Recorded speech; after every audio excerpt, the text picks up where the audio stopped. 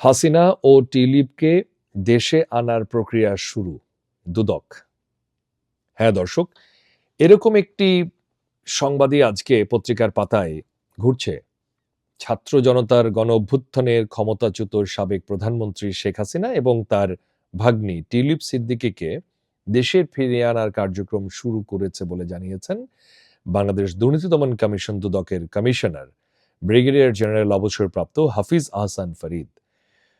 তিনি বলছেন, আমরা কাজ শুরু করেছি, তাদের ফিরিয়ে আনার প্রক্রিয়া দুদক শুরু করেছে। প্রয়োজনে বিদেশি বিভিন্ন সংস্থার কাছে তারা চিঠি পাঠিয়েছেন।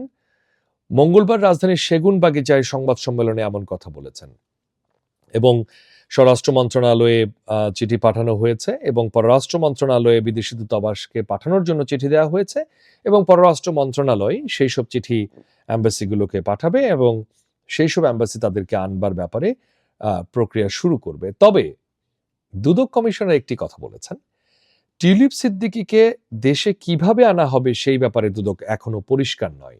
তবে তার যে চিঠি, তার বিরুদ্ধে দেশে ফিরিয়ে আনার যাবতীয় কাগজপত্র, চিঠি সবকিছু তার বাংলাদেশের ঠিকানায় পাঠানো হয়েছে এবং তাকে বিদেশি নাগরিক বিবেচনা না করে। দর্শক, প্রশ্নটি দুদক কমিশনার করেছেন। দেখুন, দুদক কমিশনার টিলিপ সিদ্দিকীর যাবতীয় কাগজপত্র পাঠিয়েছেন কোথায়? বাংলাদেশে, এবং বাংলাদেশের নাগরিক বিবেচনা করে পাঠিয়েছেন।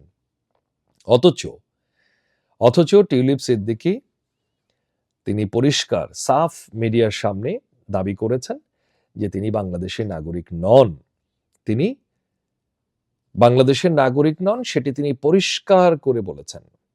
এবং পরিষ্কার করে বলবার পরে বাংলাদেশে এই আওয়ামী লীগের শেখ হাসিনা সহ আওয়ামী লীগের শেখ পরিবার সহ শেখ হাসিনার আশপাশের মোট 10 জনের এনআইডি জাতীয় পরিচয়পত্র লক করে দেওয়া হয়েছে। এই যে লক করে দেওয়া হলো, তার মাঝে টিলিপও আছেন। তার মানে টিলিপ সিদ্দিকীর জাতীয় পরিচয়পত্র বাংলাদেশ সরকারের কাছে আছে। অথচ কি ডাহা মিথ্যা কথা তিনি বললেন, তিনি বাংলাদেশের নাগরিক নন। তাহলে জাতীয় পরিচয়পত্র আপনার কিভাবে এলো? এটি খুবই হাস্যকর, বিভ্রান্তিকর দেশের মানুষের জন্য। ভিডিওটা আপনারা দেখেছেন, চলুন আরেকবার একটু দেখে আসি তিনি কি বলছেন। With one phone call you can... No, I'm saying with one phone call you can make a difference. What you're saying. I'm saying with one phone call you can make a difference. I'm not Bangladeshi, and the person you're talking about, I have no idea about their case. We're that covering is the end of my statement. এই ভিডিওটি শুনবার পরে এবং আমাদের জাতীয় পরিচয়পত্র যারা দেন, বিলি করেন, তারা যখন টিলিপ সিদ্দিকীর এনআইডি লক করে দেন, তখন খুব পরিষ্কার হয়ে যায় কতটা মিথ্যার উপর দাঁড়িয়ে তিনি এই কথাগুলো বলেছেন। গোটা বিশ্বের বাংলাদেশি মানুষের সঙ্গে তিনি যে মিথ্যের আশ্রয় নিয়েছেন সেটি কিন্তু দৃশ্যমান। একইভাবে আমি জানি না তার পরিবারের অন্য সদস্যরা কারা কিংবা কেউ এখন বাংলাদেশি নাগরিক নয় বলে দাবি করবেন, সেটি আসলে সময় বলবে। তবে দুদকের যে কার্যক্রমটি শুরু করেছে, এটি একটি প্রাতিষ্ঠানিক প্রক্রিয়া।